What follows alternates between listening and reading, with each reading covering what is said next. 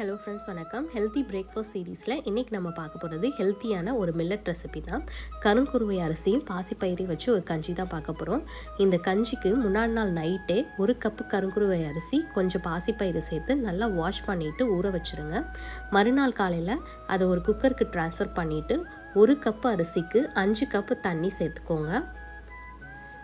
இதோட 4 பல் பூண்டு, 1/2 டீஸ்பூன் ஜீரகம், 1/4 டீஸ்பூன் வெந்தயம், தேவையான அளவு உப்பு சேர்த்துக்கோங்க. வேணும்னா இந்த ஊற வச்ச அரிசியை ஒரு மிக்ஸி ஜாரில் ஒரு 2 பல்ஸ் விட்டுட்டு அப்புறம் கூட நீங்கள் குக்கரில் சேர்த்துக்கலாம். அதுவும் நல்லதாக இருக்கும். நான் அப்படியே சேர்த்துக்கிட்டேன். குக்கரில் ஒரு 5-6 விசில் வர வச்சு எடுத்து வச்சுக்கோங்க. இதுக்கு பர்ஃபெக்டான சைட் டிஷ் பார்த்திங்கன்னா பருப்பு துவையல் தான்.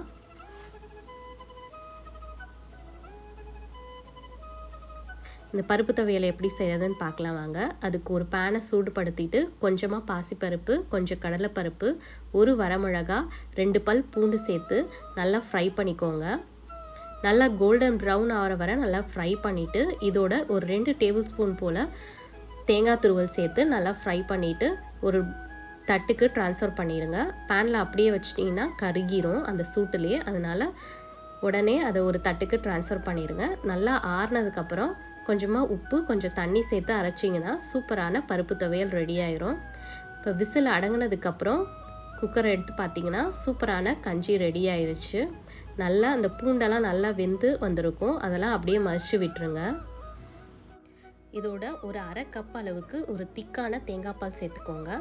தேங்காய் பால் இந்த கஞ்சிக்கு டேஸ்ட்டை நல்லா என்ஹான்ஸ் பண்ணி கொடுக்கும். உடம்புக்கும் ரொம்பவே நல்லது. நல்லா கலந்து விட்டிங்கன்னா இப்போ சூப்பரான ரொம்ப ஹெல்த்தியான பிரேக்ஃபாஸ்ட் ரெசிபியான கருங்குருவை அரிசியில் செஞ்ச பாசிப்பருப்பு கஞ்சி ரெடி ஆயிருச்சு. இது பவுலில் ட்ரான்ஸ்ஃபர் பண்ணிவிட்டு பருப்பு துவையலோடு வச்சு சாப்பிட்டிங்கன்னா டேஸ்ட் ரொம்பவே நல்லாயிருக்கும். கண்டிப்பாக ட்ரை பண்ணி பாருங்கள். இந்த அரிசியில் நிறைய ஃபைபர், ப்ரோட்டீன், விட்டமின்ஸ்லாம் நிறையவே இருக்குது. இதில் உள்ள ஆன்டி ஆக்சிடென்ட்ஸ் கேன்சர் செல் வளராமல் தடுக்கும். இந்த அரிசி சாப்பிட்றதுனால உடல் ரொம்ப ஹெல்த்தியாகவும் சுறுசுறுப்பாகவும் இருக்கும். டயபெட்டிஸ் இருக்கவங்க, வெயிட் லாஸ் பண்ணுறவங்க கண்டிப்பாக இதை ட்ரை பண்ணுங்கள். நிறைய பெனிஃபிட்ஸ் கிடைக்கும். இந்த வீடியோ பிடிச்சிருந்தா லைக் பண்ணி, கமெண்ட் பண்ணி, ஷேர் பண்ண மறந்துடாதீங்க. தேங்க்யூ ஃபார் வாட்சிங்.